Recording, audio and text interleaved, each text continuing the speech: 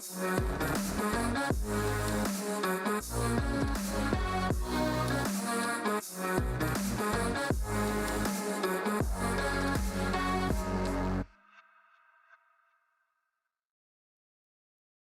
afternoon and welcome. My name is Suzanne Lynch. I'm Politico's Global Playbook author. I've been writing our daily newsletter coming to you here from the World Economic Forum in Davos. So you're watching Politico Live, and that's the live extension of Politico's unique, trusted, unbiased brand of journalism. Today, we have events throughout the year, but as I say, we're coming to you here from Davos. Now, don't be fooled. The sun is shining here in the room. It's quite warm, but it's cold outside. Temperatures this morning were -11, so good to see everyone here in the room. They've shed their coats, their boots. They're looking comfortable, and I hope you're comfortable there at home or in your office or wherever you're watching this live broadcast. You're very welcome. Now, today the subject of our Politico Live event is artificial intelligence, AI. And this is proving to be a huge topic here this week at the World Economic Forum in Davos. I've been coming here for many years, a lot of my colleagues have as well, and we have really noticed that this year this topic is first and foremost. And I think one of the reasons is we are beginning a very important year for politics. A number of elections are taking place this year throughout 2024. Obviously, we had the Iowa caucuses last night. We've got the US election in November, but also European Parliament elections in the summer in June, probably elections later in the year in the UK and many countries around the world. So I think this whole issue of AI and disinformation is going to be a crucial theme for us this year. I'd like to thank our partner, IBM, for making this event possible. And we want to make the event as interactive as possible. So you can participate by tweeting at @livepolitico, that's Politico all caps, and using the hashtag #PoliticoDavosDebate. Now, before we start our debate proper, we're going to hear some opening remarks from our partner, IBM, and that's Ana Paula Assis, Chair and General Manager, IBM EMEA.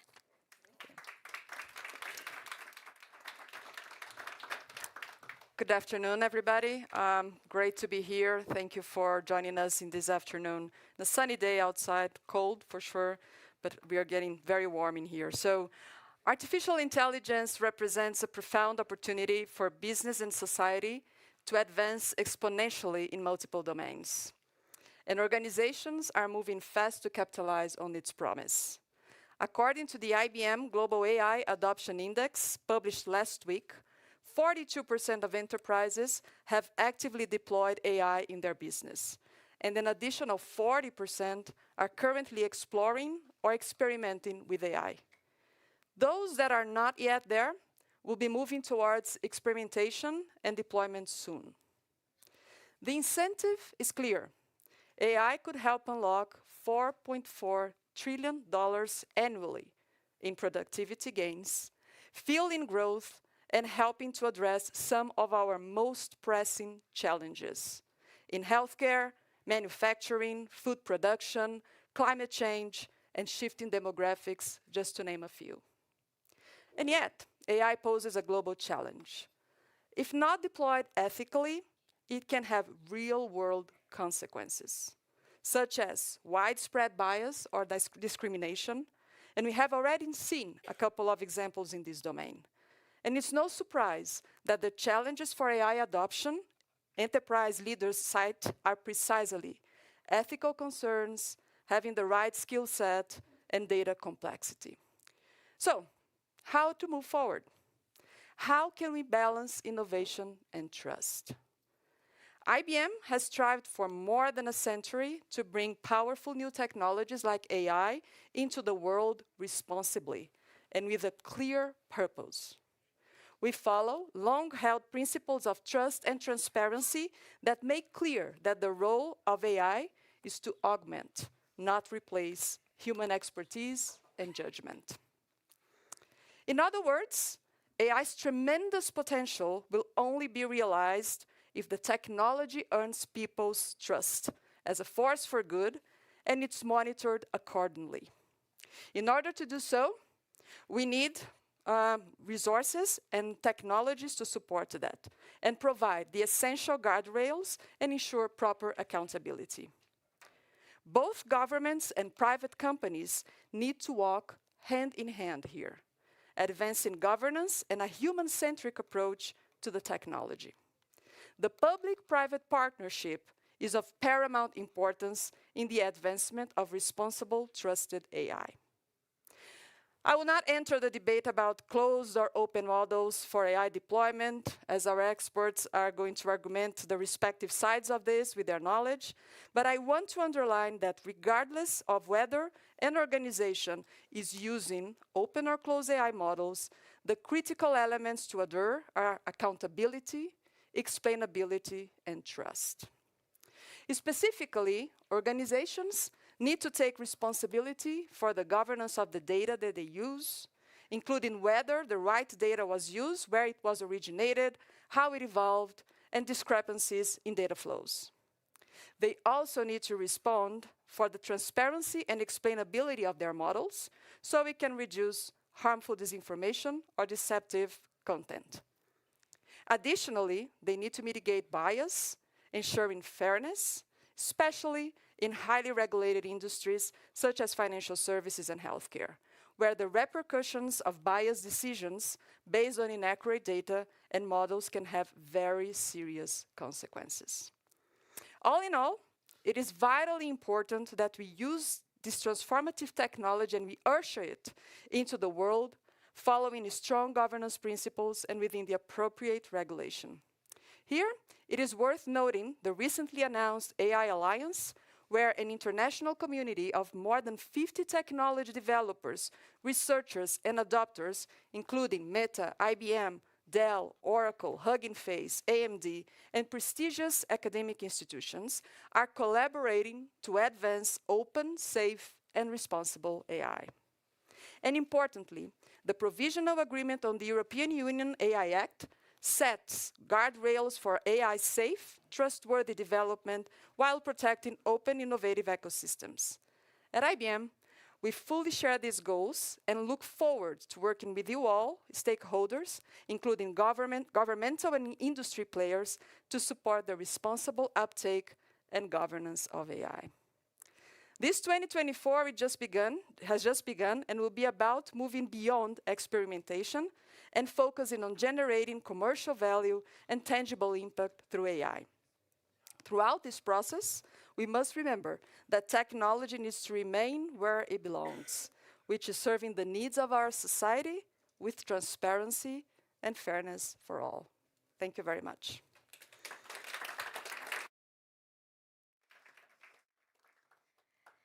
And thank you very much for that, for setting the scene and some of the bigger themes that are surrounding this whole issue and the challenges and opportunities AI is poised to bring. So I'm now going to kickstart our debate and just explain to you how this is going to work. This is an Oxford-style debate. We're going to have one motion and we're going to have two teams. And we're going to run through this pretty quickly. So it's difficult for our participants in the sense they have to be concise, they have to get their points across. So for any of you who've had a past in university debating, you'll be familiar with this format. So we'll start with 3 minutes of opening statements from each speaker. And then I'll ask some follow-up questions. And again, there'll be time limit on that and before some closing arguments. Now, before I introduce our speakers, there's some audience participation involved here. So we're going to begin, we're going to ask you to vote on the motion. This is our audience here in the room at Davos and at home wherever you're watching. So on the screens, you're going to see the QR code. So first of all, the motion is, this House believes that keeping AI open will save humanity. So our audience here and at home, you can scan the QR code here. That's displayed on the two screens and should be on your screen at home. And you can also connect to Slido on your browser and use our event hashtag #POLITICO Davos Debate. Now, make sure you vote in the correct room. It's vote 1. And you can vote for or against the motion. because we're going to come back at the end and get a second vote. So make sure you're voting the right way, or for the right one. Okay, so I'll let you work on that. In the meantime, I'm going to invite our speakers onto the stage. Rebecca Minghella, founder and CEO of Clarity AI, and Stuart Russell, professor of computer science at the University of California, Berkeley.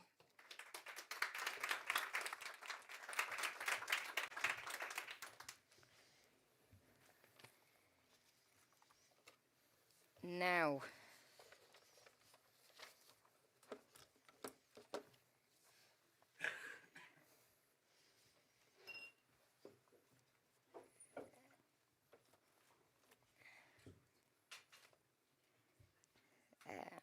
okay.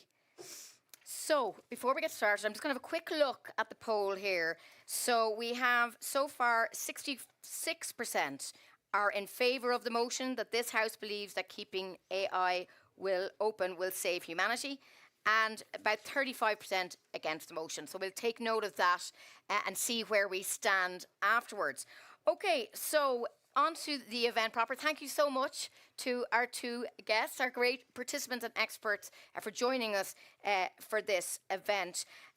So first of all, I'm going to turn to yourself, Rebecca Minghella. 3 minutes on the motion. Off you go.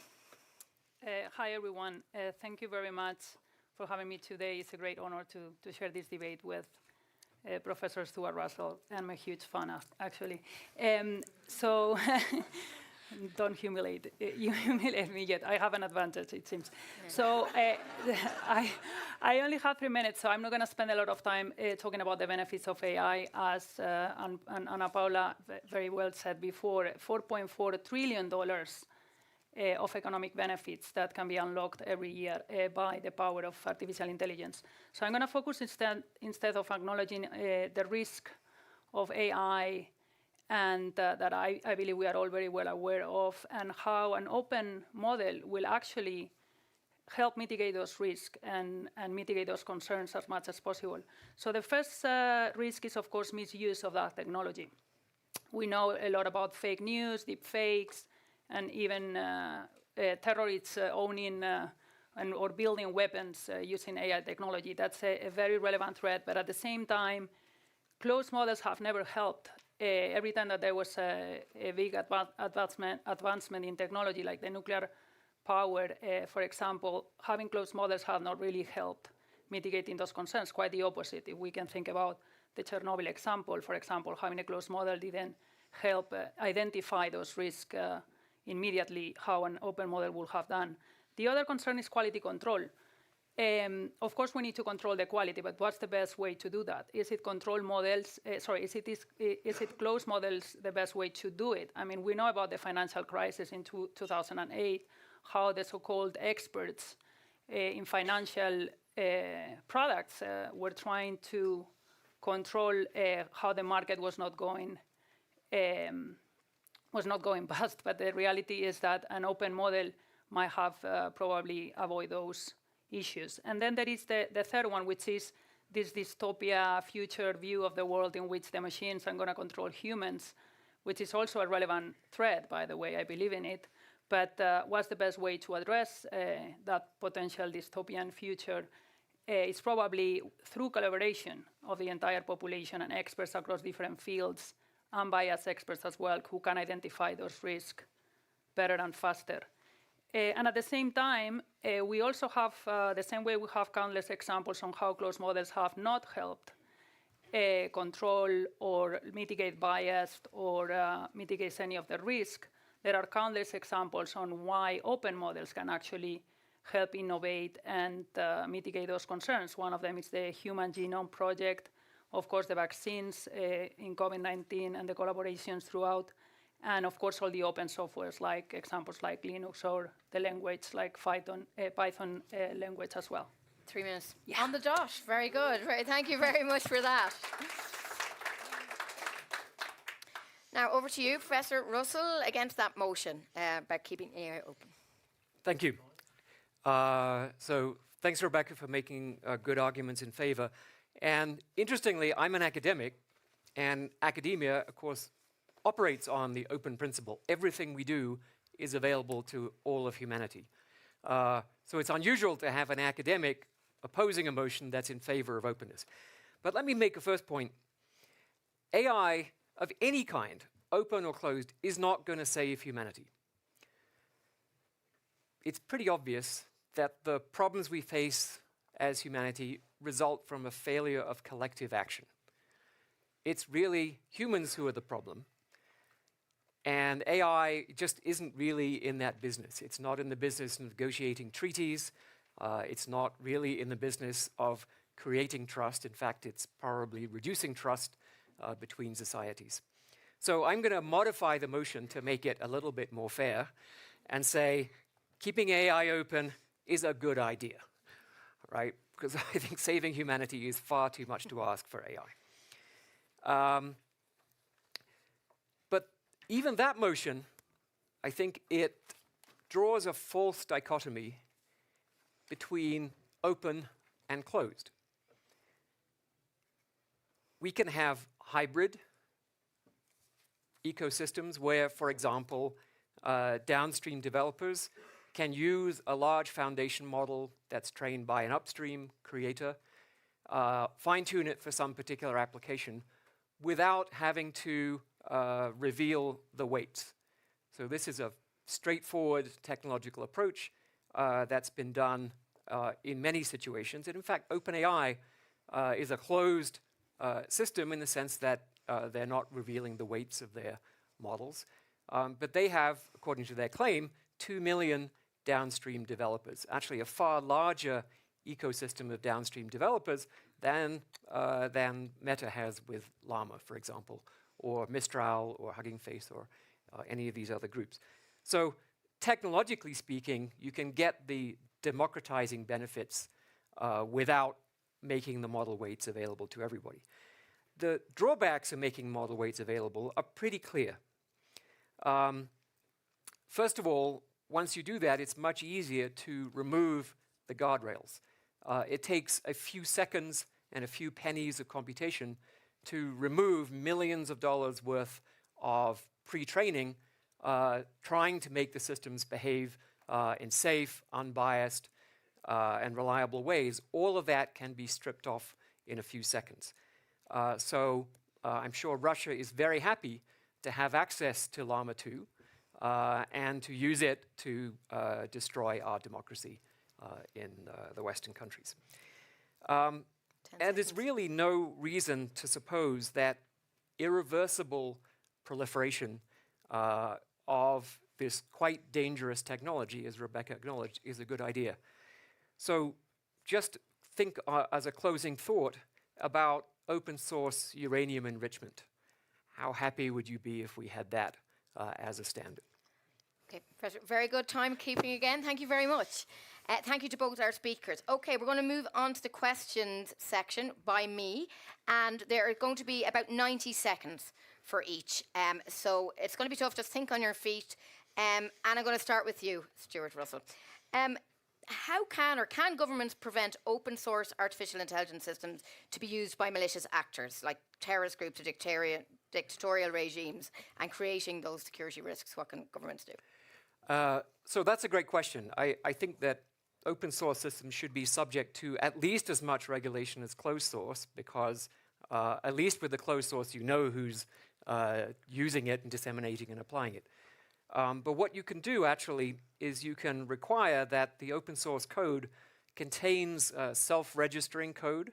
As many commercial software products do, when you download them, they will automatically register and request a key from the software developer, and you can't unlock them until you pay for the software, and then when that expires, it stops working.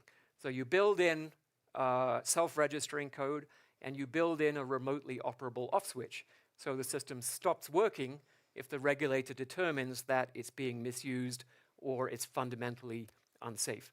And this is, I think, a technologically feasible approach that would allow us to continue using open source systems without incurring those kinds of serious risks of misuse.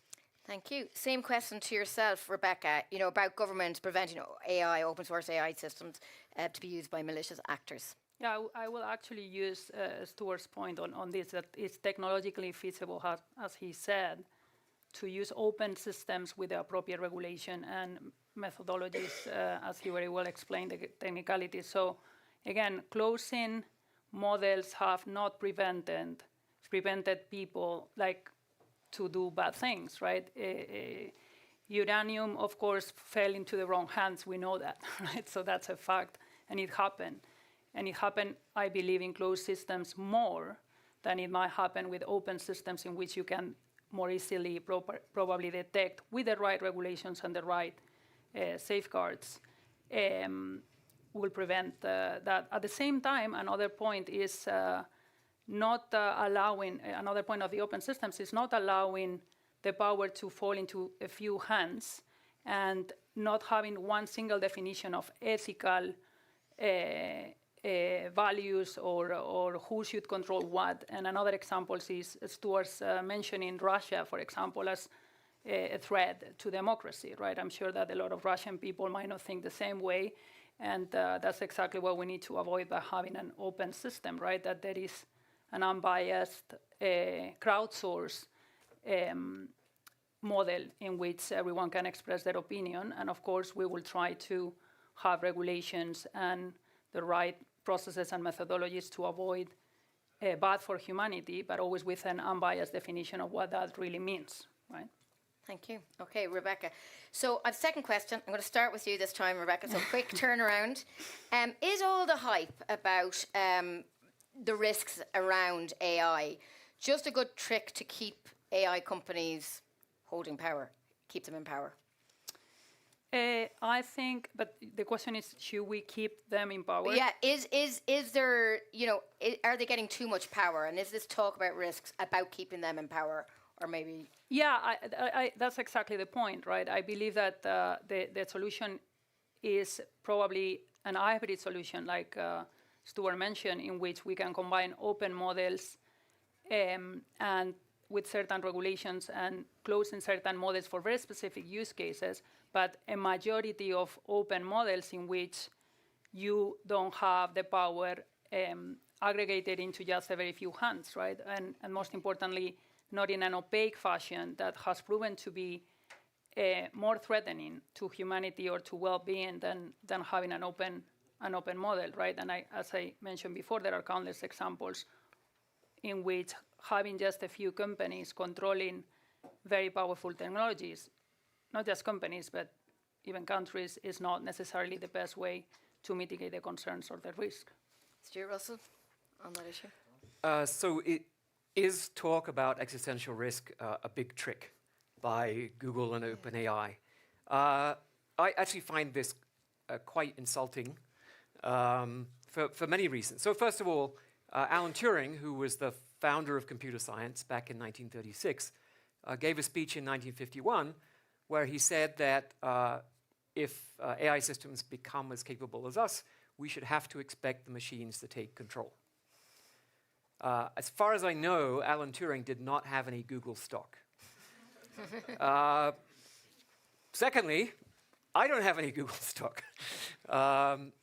And the issue of existential risk from AI has been raised over and over again by academics. And I actually believe that those in industry, such as Jeff Hinton, who resigned from Google specifically so that he could express his concerns about existential risk, are completely sincere about this. And thirdly, as a conspiracy, it doesn't even make sense, right? The idea that the kind of regulation that's being discussed is something that only trillion-dollar corporations can comply with is complete rubbish, right? My friend Emily runs the Food Standards Agency in the UK. So she knows a lot about regulation of sandwiches. And she will tell you sandwiches are subject to far more regulation than AI, right? You go get your hair cut. Your hairdresser has to be licensed. They have to take official training. They have to have their premises inspected, et cetera, et cetera. You open a restaurant, you need a dozen permits. And yet we manage to open 100,000 restaurants a year. So this idea that the trillion-dollar corporations are creating a registration requirement to keep everybody out of the industry is just nonsense. So I think this argument doesn't make any sense at all. Okay, thank you very much. Okay, next question, Stuart. Russell, I'm starting with you this time. More a geopolitical question. We've seen the AI Act, for example, this, in the last while in the EU. Is there a big difference between different jurisdictions? Who's ahead of the game on this? Europe, America, China? What's your views on that? So it's pretty interesting. The European AI Act is the one that people hold up as the most comprehensive and possibly the most onerous. But it's really applied most of its pressure on high-stakes, high-risk applications. So that would include medical risk, legal risk, and risks to fundamental rights of people.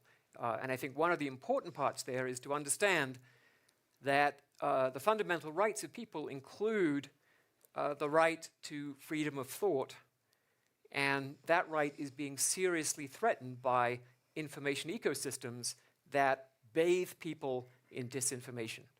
You cannot have freedom of thought if you don't have enough access to the truth to even know what is happening in the world. So that's a really important part of the European AI Act. It also bans impersonation of human beings, which I think is extremely important.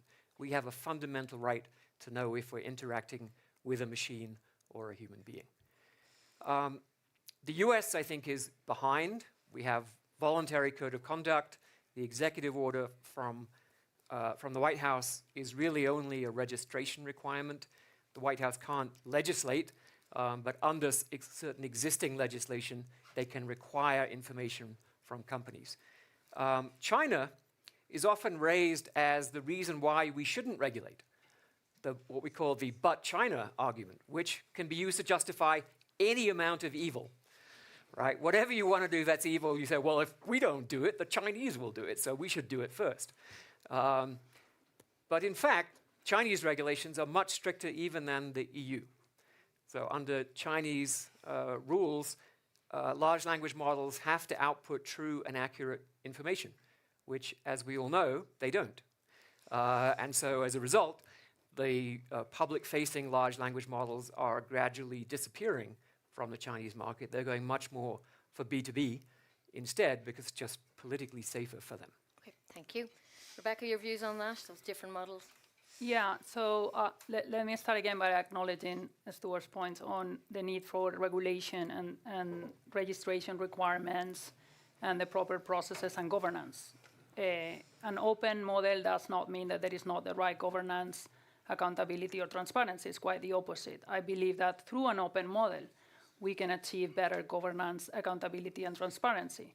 And actually, the example raised by Stuart on a potential existential risk that I also believe is very real. And this risk of disinformation is the perfect example of that, right? So when Gutenberg invented the printing press years ago, I'm sure there were those concerns about what's going to happen now that everyone can print whatever information and put it out in the public.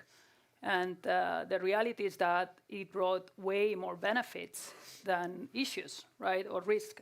Quite the opposite. If you think about governments or specific groups of people controlling misinformation, it was actually beneficial to open the system and bring more tools to disseminate information. It's of course true that you can disseminate misinformation, but we all want or prefer to believe, or at least I'm an optimist as an entrepreneur, so I prefer to believe in the good of the human nature, this Hobbes problem of is the man a wolf for the man, or are we good or bad? I prefer to believe that we are majoritarily good people, and that by having an open model, we are really going to remove biases, disinformation in a much more efficient way than by having a close group of people, like it happens in North Korea or in places in which there is no freedom of speech.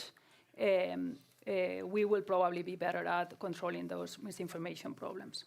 Okay, many thanks for that. We are entering the final sprint now, so our two panelists are going to have an opportunity to give closing remarks, 2 minutes each, on the motion, keeping AI open will save humanity. Rebecca, I'm going to get it back to yourself. I start again. Yeah, Okay. So I'm actually going to steal the 3 points from Ana Paula at her opening speech because I love those. The 3 main things that we need for AI to be safe, which are accountability, explainability, and trust. I think those are critical. Thank you very much, Ana Paula. I don't know where you are, but you gave those to me. Thank you. But the main way to get that accountability, explainability, and trust is definitely by a majoritarily open model. So of course, no one is advocating for a full open model, full closed model. As Stuart was mentioning, he's an academic, so he believes in collaboration and open models. But I believe we should keep majoritarily open models with restrictions, regulation, the proper governance, so we can foster as much trust and transparency as possible, so we have the right level of adoption of these technologies as fast as possible. And I believe regulations like the EU AI Act go in that direction of setting the context for having different levels of use cases, in which, again, it's majoritarily open and you leave it to the different use cases to decide how they want to do it. And by the way, open doesn't mean free of charge, because that's another misconception, I believe. Open models don't mean that you have to give things for free, because you need to keep it commercially viable. But what it means is that you have the proper collaboration, like the AI Alliance that was mentioned before, to try to mitigate those very important risks and make AI as beneficial as possible, also acknowledging, as Stuart mentioned, that it's not going to save humanity, but it's going to definitely, it has the power to bring significant benefits to humanity, more than risk. Thank you. And Stuart Russell, your closing argument, 2 minutes, please. Thank you. So actually, I'll follow on directly from Rebecca's point. There is a balance of risk and benefit from openness of large-scale AI systems in particular. I'm certainly not arguing against openness for information, for knowledge. All of that is good. But for large-scale, powerful AI systems, there's a balance of risk and benefit. And unfortunately, the risk falls on those who do not benefit. So when there is disinformation being generated on a vast scale, it's not the developers of the open source AI systems and their business model that suffers. It's the rest of us who suffer. When systems are used for fraud, it's often the most vulnerable who are defrauded. And so open source developers, in some sense, are offloading the risk onto the rest of society in order to profit. And somehow you've got to fix that problem if this is going to work at all. I also think that the analogy that's often drawn, and I think Rebecca did mention this, between open source AI systems and open source software systems is actually quite misleading. When there's a bug in Linux, you can find the line of code that's wrong, and you can send in a patch and it gets fixed. When a large language model explains to you how to commit suicide, which is not supposed to, there's no line of code that you can fix. There's absolutely nothing that you can do about that other than to go back to the developer and say, hey, could you retrain the system so it doesn't do this? And of course, you can do that with a closed system. If ChatGPT says that, you can go back to OpenAI and say, here, retrain ChatGPT so it doesn't do that. So actually, that aspect of openness is not giving us any benefit because these systems are completely impenetrable. They're only open in the sense that people can strip off guardrails and copy the weights and so on, but they're not really open in the same sense as open software. 10 seconds. And then finally, I agree with Rebecca. We are mostly fundamentally good as human beings, but we are not good enough at ensuring that the powerful AI systems we build are completely safe. And to me, this is the primary concern. How do we ensure that? And allowing this irreversible proliferation of AI capability to people who may not have the best interests of humanity at heart.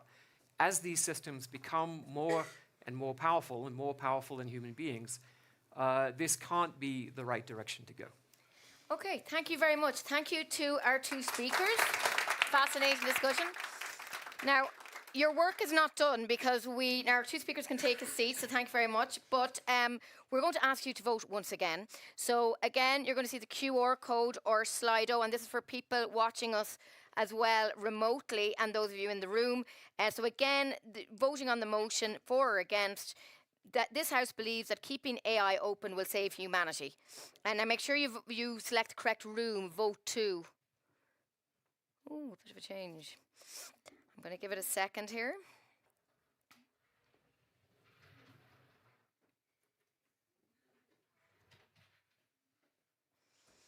Okay, another few minutes.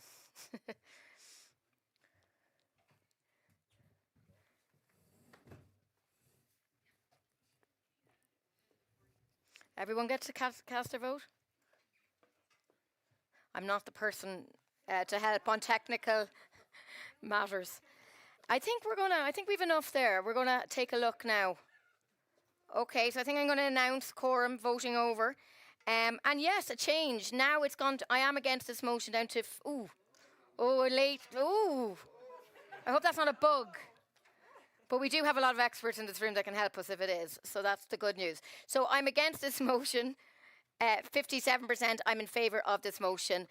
44%. So thank you very much for participating in that. And look, thank you very much to our two speakers. Great insight from both of you, and we really appreciate it. Thank you very much. So look, I think it's given us lots of food for thought. Now, as the week goes on here, we're going to be hearing a lot about AI, and this debate between open and close is really at the heart of that. So I think it's been a very insightful conversation. I'm now going to invite Politico's Callie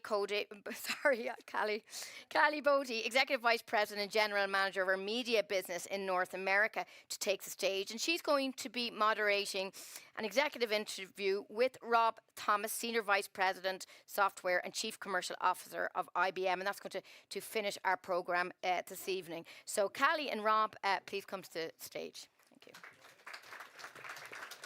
Thank you so much. Thank you, Suzanne. Good afternoon, everyone, and thank you to our panelists for what was a lively but actually quite civilized debate. Some Googling of Oxford-style debates reveals some tomatoes being thrown at the stage, so if you packed them and didn't use them, please keep them where they are. As Suzanne mentioned, I'm Callie Bodie with a last name no one can pronounce. As my father-in-law says, it's from the Kentucky part of Germany, so I'm amongst good people here. And I'm the General Manager and Executive Vice President at Politico. And Rob and I are here to wrap up our programming. And Rob Thomas, who is just getting fixed over there and will be joining us in a moment, is the Senior Vice President of Software and Chief Commercial Officer at IBM. Rob leads the company's software business, including product design, product development, and business development for all of IBM's AI solutions, including Watson X, an AI and data platform built for business. Hi, Rob. I'm all fixed. All sorted? Yes. Good. Thank you for joining me. And a big thank you again to IBM for sponsoring today's event and their partnership on this program. So, Rob, I am not going to ask you to declare a winner of the debate since those figures were moving so much, but I do want to get your take on today's big question. What do you think? Will keeping AI open save humanity? I think saving humanity may be up to a higher power than us, so maybe I'll come off that a little bit. But let's talk about growth, because I think growth does solve most problems. And there's an old equation in macro investing that says GDP growth comes from population growth plus productivity growth plus debt growth. And if you look at the big issue we face in the next 10 to 20 years in the world, population is not growing, with the exception of maybe 3 countries, India, maybe a couple in the Middle East. Population is not going to grow. So how is the world going to grow? It's going to have to be productivity. And I do think there is something in AI that will unleash productivity that can drive a level of GDP growth that none of us have ever seen in our lifetimes. And I think that will be very positive for humanity. Saving, again, I think that may be a different question. I think that will be very positive. But it's important that we do it correctly. So when it comes to some of those benefits of open innovation versus innovation that maybe happens in a box with more licensed models, there's tons to consider, productivity and growth you just mentioned. But do you think that there's a way to find a balance between the two approaches? Like, what do you see as a productive AI future, and how would we get there? I think it has to be a balance. I am a big believer in the open argument because there's really no innovation that's had a positive impact on the world that hasn't been open at some level. We need a community, we need contribution. That said, there's certain parts of AI with proprietary data sets that should, definitely you can get a benefit from being private. I think one way I think about it, I'll come back to maybe Stuart's point about the sandwich. We don't really regulate how you buy a sandwich. But if you want to distribute sandwiches, then that should probably be regulated. I would say it's probably similar with AI, which is, I don't believe we need to regulate the technology, but I think we need to regulate the use of the technology. Those are two very different things, because a business that's going to train models to better serve their clients, not sure we need regulation of that use case. If you're going to collect a bunch of data on individuals and use that to target them, then my guess is, yeah, in that form of usage, you probably need something. So that's why I say I don't think it's an either or. I do think the best innovation comes from a combination of both, but big believer in open innovation. And what role do organizations like IBM play in shaping this future of trusted AI? You just mentioned some examples of regulation. What is IBM, what is your role? Well, we've had a voice in the EU AI Act, what's happened in the US and beyond. We've been pretty clear, regulate the use, not the technology. We think that's important to have a voice that way. Secondly, is I think part of our role in the world is to deliver technology that makes AI safe. We've released governance at the end of last year. I think we're the only company that's released governance for AI, so you can understand how decisions are being made. Is there bias in your models? Can you explain how decisions are being made? Is the model drifting from the original intent? I think these are really important capabilities to put around AI as it gets into production. So I think we play a couple roles there. Let's shift gears just slightly here. So rebuilding trust is the theme of this year at Davos. While a certain level of skepticism over any new technology is healthy, recent studies find that AI hasn't achieved the level of trust needed for the public to truly embrace this technology. Why do you think that is? I think it's all with how things start. I think we have to look at something like ChatGPT and say that was the Netscape moment. There was a lot of interest and hype created by that. But there wasn't all the disclosure that I think the world would want for trust to be created. So 4 months ago, we published the data sets that we're using to train models in IBM. We would encourage every company to publish the data sets that you're using.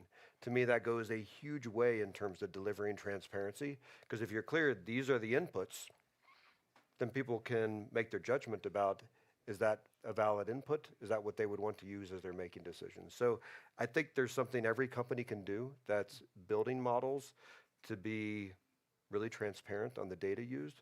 So that's the other benefit to open source. You really can't hide anything in open source. It's just there. And so I think that also helps a lot. And a little bit to the points that Rebecca was making around, you want to know how decisions are being made. You can do that if you're being transparent about the data sets. But let's not forget, AI is really only as good as data. And so sometimes we talk so much about the models, and is it my model, or is it your model, or is it open model, or is it a proprietary model? The data is just as critical of an element. It's two sides of the same coin. So today, only 1 in 5 companies say that they don't plan to use AI across their businesses.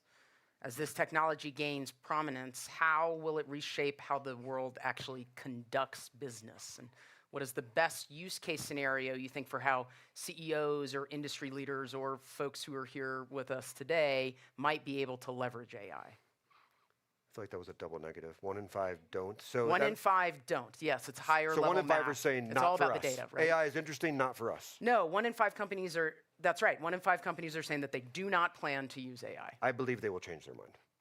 I think that is a natural reaction to anything new. I am sure that there were farmers in the 1800s that are like, we are never using machines. But then like when everybody else becomes way more productive, you have to do it. So I believe that will change, but I think we have to accept that as it means we need to do a better job. We, the business community, technology leaders, to make people more comfortable. I do think this technology is very accessible. To put it in business terms, in the last year that we've been doing this, I'd say there's 3 use cases that we see that I think are relevant to every business. One is digital labor, kind of back to my point on population. Can you augment your employees and make them more productive by creating digital labor? I think that's will be true for every company over time.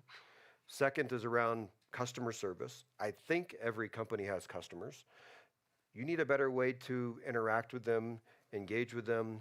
To the point that Stuart made, they should know whether or not they're dealing with a machine or a human, absolutely. But customer service is a big advantage with AI. And then third, I would say, is code. The developers of the world need something, an assistant, that is going to help them be more productive, generating more code. The whole world is moving to software. And if AI can make developers 30%, 40% more productive, which is what we're seeing so far, that is a huge benefit to every part of society. So making people and companies more comfortable, you think will reverse that, and you think probably 5 out of 5 might end up saying that they plan on using technology. But there is a question around. I'm old enough to remember when like the internet started and people were like, well, we will never put our stuff online. Like, I think it takes time, but like I said, it's our job as a community to help people be comfortable. There still is, though, a question about the responsibility within AI and ethical AI. So what do you think that looks like for businesses? I think it depends a little bit on the nature of the business. If a business wants to use AI to run their business, my assumption is that they're training models or tuning models based on their data. I do think that's kind of their business. They can do that. Now, if it involves around an external interaction, I think they need to be transparent about how decisions are made. Are we making loan decisions based on certain data sets or not? So I think it depends on the nature of the business. I do think AI is very different if we're talking B2B versus B2C. And I think most of the fears that you see around AI really come up in a B2C context, where people are afraid, rightfully so, is personal data being taken? Am I being targeted? So I think for B2C, there is a higher bar, which is kind of back to this notion of regulating use as opposed to the technology itself. How can we responsibly roll out AI technology? So for instance, I'm curious what platforms like Watson X play in helping businesses and innovators achieve this public trust that's necessary in AI. But beyond that, what else do you think is needed? Anna talked about in her opening comments the recent survey we did that said adoption is in the 40% range. So why is it still only 40% if people are interested? I think there's a bit of a skills gap, probably a bit of a confidence gap. And I think all of us in the community play a role in helping those two things. But I would be really surprised if we're here a year from now and that 40% is not 60 to 70%. I do think that this will happen very fast. The other dimension to this is, where does AI run? And not to get too technical, but as we've kind of gone through a lot of what we've seen in geopolitics in the last couple of years, I think there's many countries, many companies who are like, I'm not going to put all of my data or AI into a single cloud, because maybe it's controlled by a company that I don't know what, I want to be in control of what's happening. So a lot of what we're doing is around building sovereign capabilities. So if companies or countries want to operate within their borders, we enable that. Many of our clients are actually deploying AI on their own premises because they see it as a way to, I'd say, better control what is happening. So I think part of our role is to provide flexibility for how people deploy, collect data, train and tune models. So our panelists discussed a little bit and touched on a little bit the government's role in regulation and the EU taking some major steps in the past few months with the AI Act. Let's take stock right now of the current policy landscape. Can you help us contextualize that? And as we look ahead, what role should industry leaders, businesses, and lawmakers play together in future policy discussions in both the EU and the US? I would characterize what's happened so far as, I guess I'd call it a warning shot. It's not, it's a direction. It's think of it as a compass versus GPS coordinates. It's not precise, this is exactly what we're gonna do, but we've gotten clear direction of what will be acceptable and not. It is acceptable to be transparent and to be open. I do think governments are largely speaking up and saying they're not going to advocate for a licensing regime, because I think one company, one country in control of all this, I think that's an existential risk. So I think that's unlikely to happen. Over time, to your question, I think it is on all of us, whether here in Davos, working with local governments, to now inform this is how we're using it. Because I think what we need now is actual use cases. There's probably a little too much theory now, and we need to get it grounded in here's how it's being implemented, here's how it's being utilized, and I think that can inform policy over time. Rob, I think that's a great place to leave our conversation today. It's been such a pleasure to have you here. Thank you, everyone. And once again, Rob is the Senior Vice President of Software and Chief Commercial Officer at IBM. And if you want to hear more from Rob and more on responsible AI, he'll be featured on Politico's Power Play podcast next Monday after Davos wraps with our own Anne McElvoy, who I believe is here today. Power Play's been broadcasting episodes from Davos all week, so make sure to subscribe to that, as well as to subscribe to Suzanne's newsletter, Global Playbook. Thank you so much again, Rob, and thank you to IBM for your partnership on today's event. And with that, I will hand it back to Suzanne for a couple of closing remarks from Politico.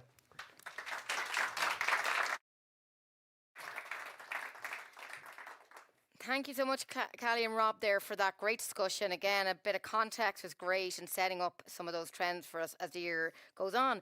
So that's it from us. It's time to wrap up here at Davos, and we're very glad to have had such a great group here joining us in person here in our room at the World Economic Forum, and as well as those of you tuning in back from wherever you are working. So very nice to have you with us. We want to really thank our partner, IBM, for helping make this event possible. And we always like to hear your feedback, so feel free to email us at live@politico.eu. Now, we're going to have a lot of live events as the year goes on, so make sure you check our website. One that may interest those of you in the room and watching at home is our Tech and AI Summit, which takes place on April 18th. And then finally, as I say, we have a lot of coverage here. I have to give a plug for that. Thank you, Callie. Power Play podcast coming from here every morning. I'm authoring with the team here a daily Davos playbook with all the news and gossip and setting the agenda for the day. That's running right through till Saturday. So be sure to sign up for that. That's a global playbook coming to you from Davos. So I'm Suzanne Lynch, the author of Global Playbook. Thank you so much for joining us. Have a good day.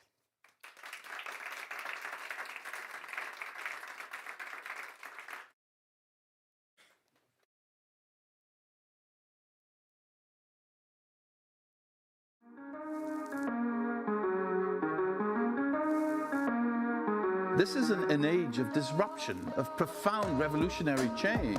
What we're really asking ministers is to empower the ambassadors. The only thing that you really push forth is the truth. You don't see many women represented when it comes to the decisions as to how to handle the pandemic.